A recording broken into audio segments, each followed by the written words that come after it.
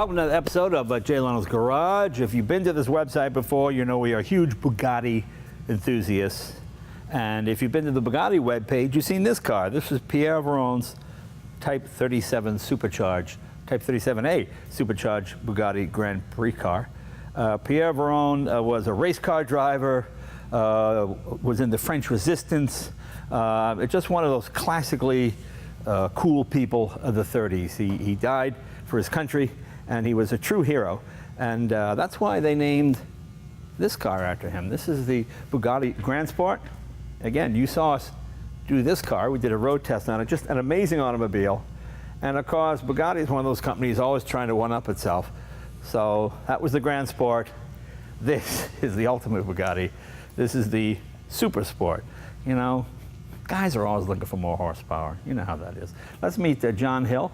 He is the marketing director. Is that what it is? Yes, for North and South America. North and South America for Bugatti. Well, right here we have probably $5 million worth of Bugattis, wouldn't you say? Yeah, so the Super Sport as it sits here is $3 million, and the Grand Sport 2.2, so a little bit over 5. It's $3 million as it sits right here. This is just an engineering tour de force, these Bugattis. There's so much technology packed into every one of these cars. It's so much more forward. I mean, the technology in this car will someday obviously trickle down to other cars, but not for a while. What's the horsepower on this one? The Super Sport is 1,200 horsepower. 1,200 horsepower.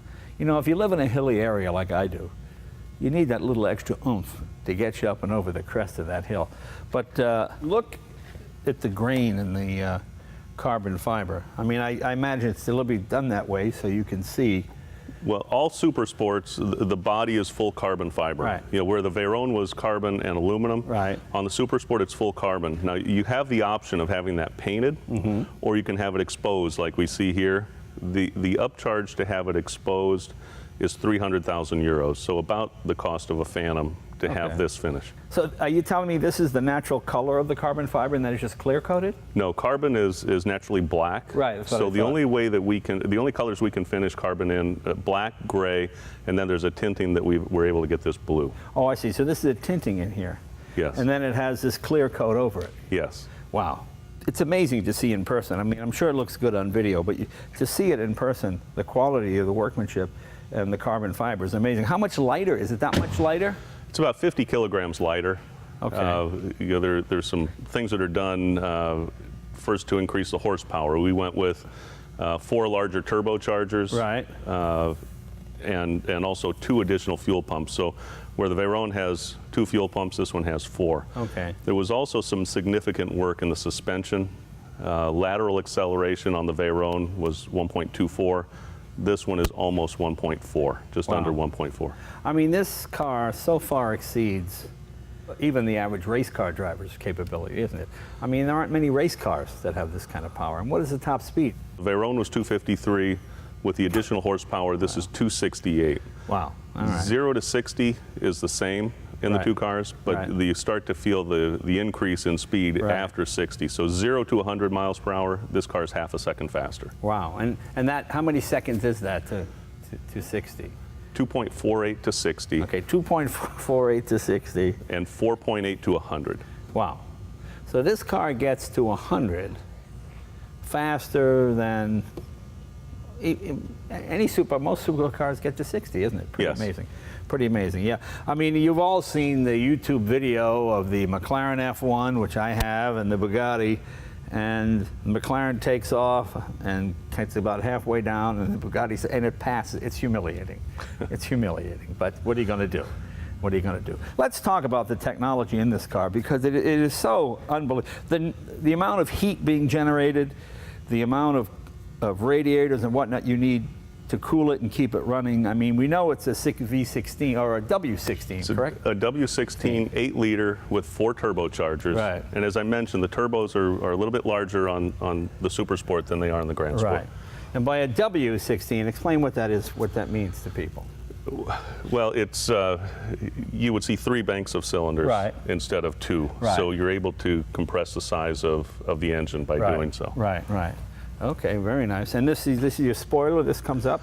Yeah, the rear wing comes up at 115 miles per hour. That's another difference between the two cars. On the Veyron, it came up at 137. Right. But because you're accelerating so much faster in this car, it comes up at 115. And then you're configured for speeds up to 233. So if a cop knows that, and he sees this up, well, you can say you put it up manually. oh, that's right. You put it up manually. Yes. Of course, of course, of course. And of course, your engine is open here. As you can see, there's no glass or anything in here. That's obviously to get that tremendous amount of heat out of there. Exactly. How many radiators are in this car? There are 11 radiators. 11 radiators. Again, same as the Veyron, but when we walk to the front of the car, you'll see that what we've done is open the car up a little bit more in the front end so we can draw in more heat. The horseshoe grille on the Super Sport is a little bit larger. And then we've started with openings underneath the headlights to capture air. You'll also see a little bit more of a raking in this here to direct air up. And then this opening is a little bit larger than on the Grand Sport. And of course, the horseshoe grille symbolizes, because Intero Bugatti was a horseman. Yes. Pure sang, pure blood. That's what he liked. I mean, when you see Molsheim back in the 20s and 30s, it looked like the most exciting place in the world. He had his house here. The factory was next to the house. They had horses, and it's wonderful to see the tradition continuing to this day. What other technology things can we discuss here? How about brakes? How many piston? Well, it's 8 piston on the front, 6 in the rear. Okay. And they're carbon ceramic. Right. And I think there's only one disc larger than what we see on this car. But what I mean is, it's not an off-the-shelf item somebody could buy. It's built specifically for the Veyron. That's correct. Okay, very cool. Very cool. Let's see what else. Let's take a look at the interior. I guess that's more of a sports seat. Is that a little different seat than the others? Yeah, this is a sport seat. We actually have 2 versions available. There's a Sport and then a Sport Comfort. This is the Sport Comfort, so the bolsters are a little bit lower. And as you can see, the dashboard, fairly simple, because that's what people like. You know, all this buttons and whatnot drive you crazy.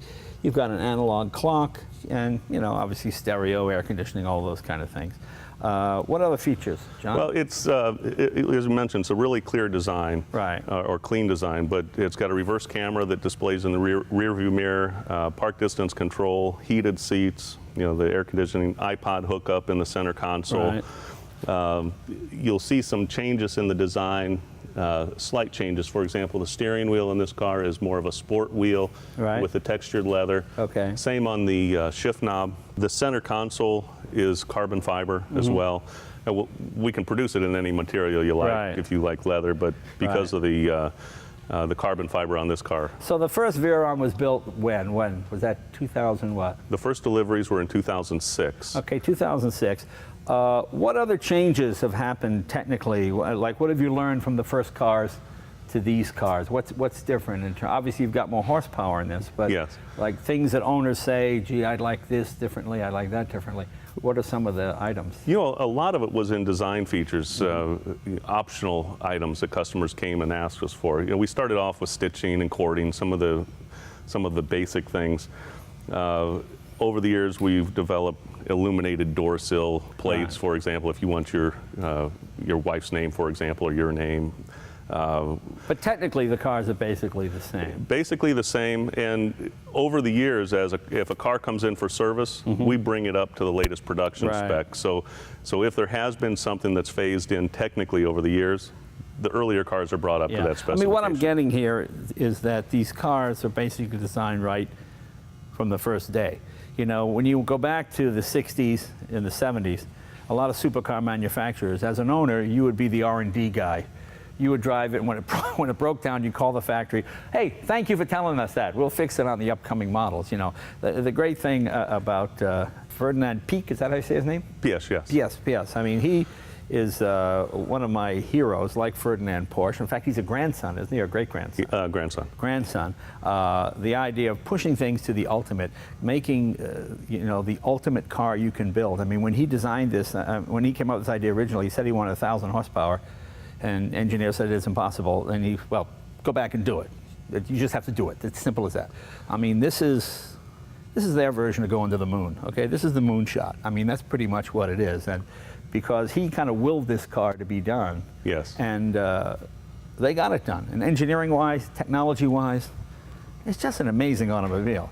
The downside is there's nothing you can do on this car yourself. There's nothing there's really no owner maintenance you can do. No, you wouldn't want to try. You can't even check how do you check the oil? Yes, it's actually on your side. Is there a dipstick? Yes. I would love to check the oil on it. Let's see. I assumed it was an electronic push button deal. Well, we can check it that way. Yeah. Let's see. Here we go. Okay. There you are. Oh, this is your oil here, not your gas. No, fuel is on the other side. Okay. Yes. Okay, there we go.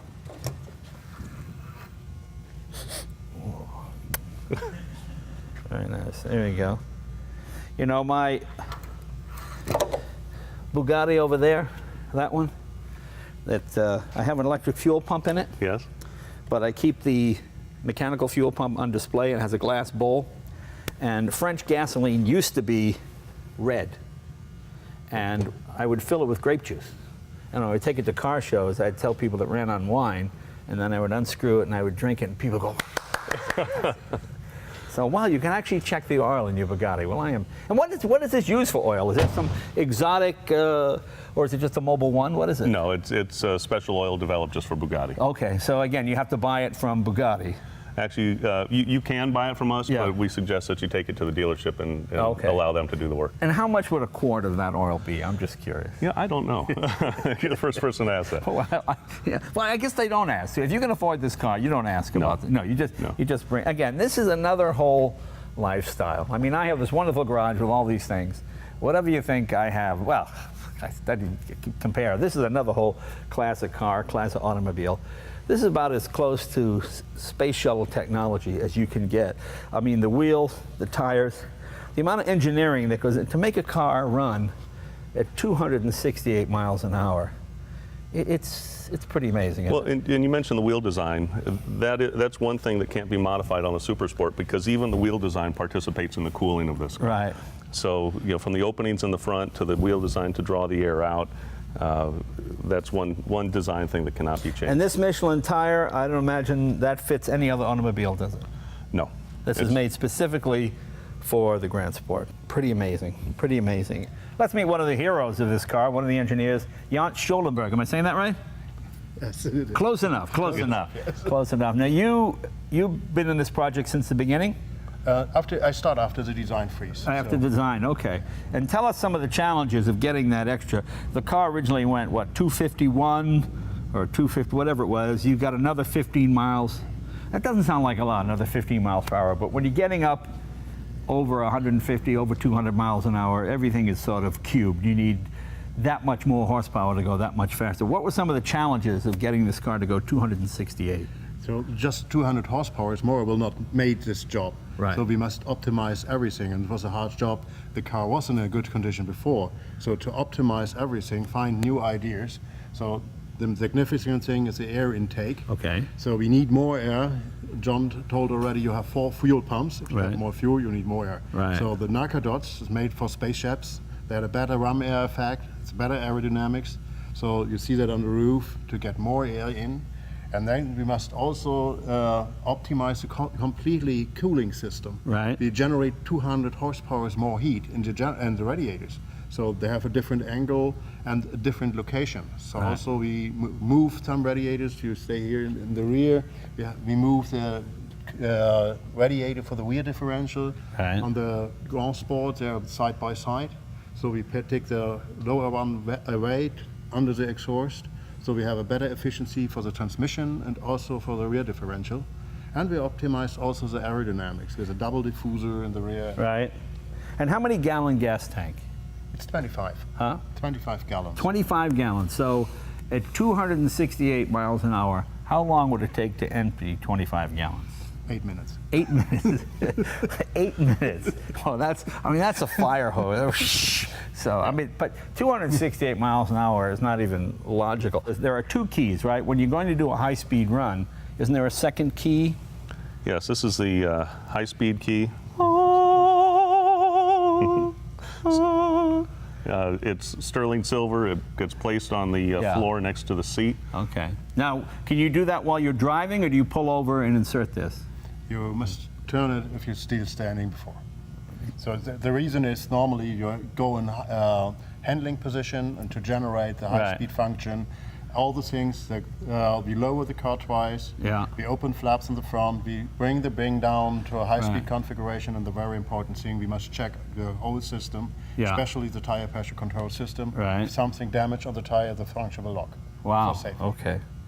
And what pressure do you run on these tires? It's just standard 33, 34 pounds? Good catch. It's 45 pounds. 45, that high, 45 pounds pressure. All right, very good. Let's see, what else? Okay, it's 25 gallons of gas. Yes. Okay, very nice. Runs on 93 octane, which is difficult to find in California. Right. So you can run on 91 octane. We can either adjust it for 91 or you can run 100 octane. I see, I see. Very good, very good. Well, I mean, you can run 91, you just can't, you just lose a few horsepower. Maybe. You don't, Yes. you wouldn't damage it, right? It's just the timing, right? Well, there's some adjustments that we make on the car Oh, so I you see. won't damage it. I see, very good. Of course, this is the passenger side here. Very nice. Here's a dumb question. Does Super Sport mean the same in English and German and French, or is that Super Sport because it's an American model? No, it's Super Sport worldwide. Okay, okay. So how do you say Super Sport in German? Super Sport. Yeah, exactly. So that's German right there. So I'm speaking a little German right now. Super Sport. Very nice. Very nice. And is there a Bugatti service center in the Los Angeles area? Yes, we have. Well, we have 3 dealerships in Right. California, and then we have a full technical center in Westlake, Right. where we could essentially rebuild a car in Westlake if we ever needed to. Well, that's the great thing about living in LA. No matter what car or motorcycle thing you're into, it's here. Whether it's Bugatti, McLaren, Honda, Yamaha, whatever you have, it's right here. So if you live in Burbank, well, it's right up the street in Westlake and get your car serviced. Pretty amazing. What is a warranty that comes with one of these? I don't even know. On the Super Sport, it's 3 years, Right. which also includes 3 years of maintenance and 30,000 miles. Oh, okay. Our average driver drives about 1,500 miles a year, Right. but we have had owners who've done 10,000 plus per year. Wow, very good. What is the highest mileage Veyron? Is there one out there? Do you know? It'd probably be one of our cars that Right. we've used for events. I'd have to guess 50,000 plus yens 50,000 something? in miles. And no, and still no problems. Right? No, I mean we've had no serial issues with the car. Yeah, I mean yeah. the testing that we go through, the quality testing, first in development, but then also at production, the service history has been outstanding. How does this hood open? Is there any? Yes, it's just a lever inside here on the footwell. Okay. There you go. Look at that. So you go on a trip, you pack a couple of Wendy's double burgers in there, and you're all set. You're not going to. That's pretty much. There's your luggage, honey. We're going on a trip. Can't pack any more than that. That's pretty cool. And what is this? You got a first aid kit? Yeah, a small first aid kit. Generally, there's a safety jacket that comes in there as well. And I assume it's a run flat design, correct? Yes. Okay. And is there an air compressor or something if you get a flat? What do you do? I guess there. The run flats are good for about 50 miles. Okay. Very cool. Very cool. Just push down. Okay. Well, gentlemen, thanks for bringing it by the garage here. Anytime somebody shows up with $5 million, more than $5 million, this is 3, and how much is that? 2.2. 2.2.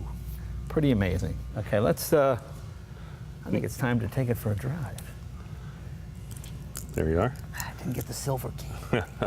I'm here with Butch Leitzinger, and he is a Bugatti test driver, and we're going to take this out on the road and see how it goes. Because let's be honest, you don't send an idiot like me out in a $3 million car unless you have a professional person with you. Let's get in this thing.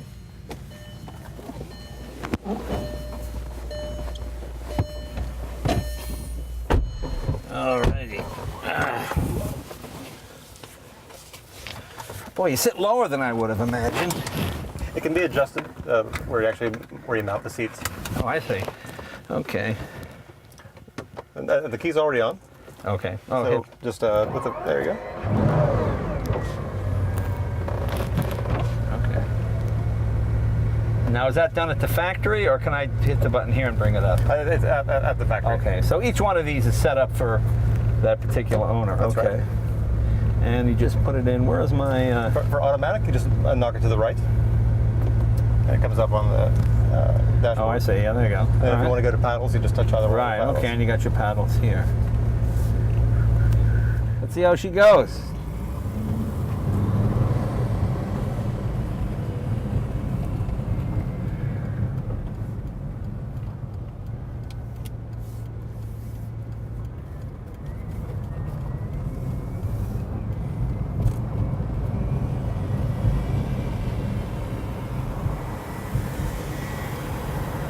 know, for the first minute or two, you can almost fool yourself and you think you're in a regular car until you step on the gas. $3 million. I have to admit, I like to do a little bit of maintenance myself and do some of the stuff myself. And there's nothing you can do to this, can you? Not really. No, Yeah. it's not really a tinkerer's car, you know.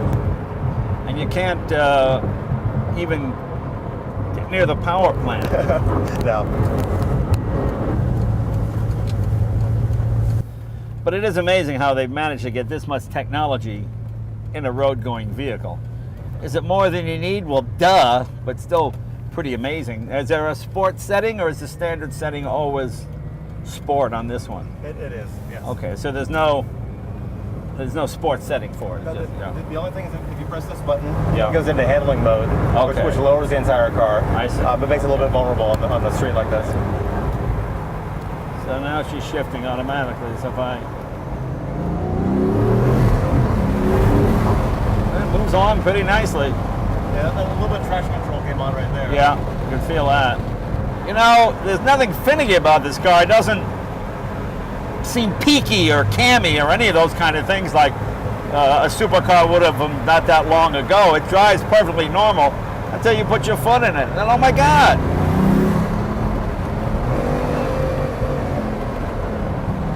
Wow. Bugatti is probably the most successful ultra supercar company.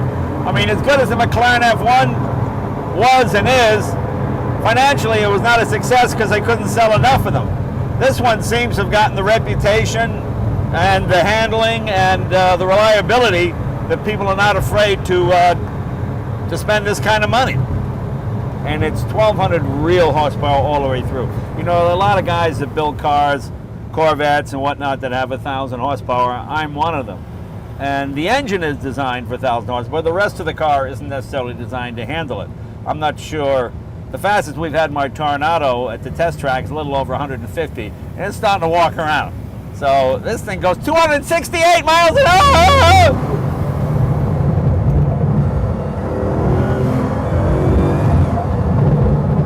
You know, the amazing thing about this car is it just does everything so well.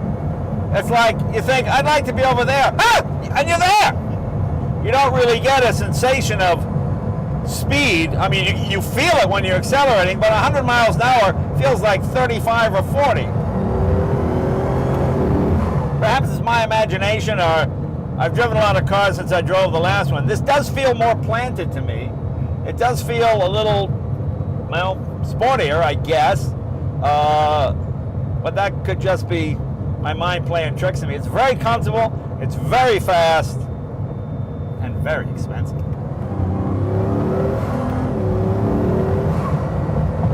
That's not, I mean, that's shifting at 5,500. I mean, it's, geez. I mean, the pull is just impressive, isn't it? Yeah, it's really impressive.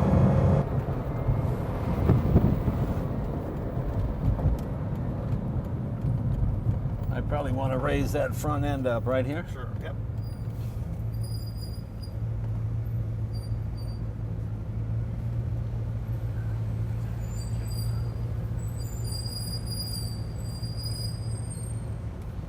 Wow. Pretty amazing. Thanks. Thanks. Pretty amazing car. Well, what a thrill that is. Trick is getting out gracefully. How many times in your life do you get to take a $3 million car out? So I want to thank Bugatti for bringing this by and bringing their technical guys by and explain this to us. You know, this is just a fantasy car, and that's what it is. But it's, for some people, it's a fantasy come true. So if you're the ultimate car guy, this is the ultimate car. See you next week.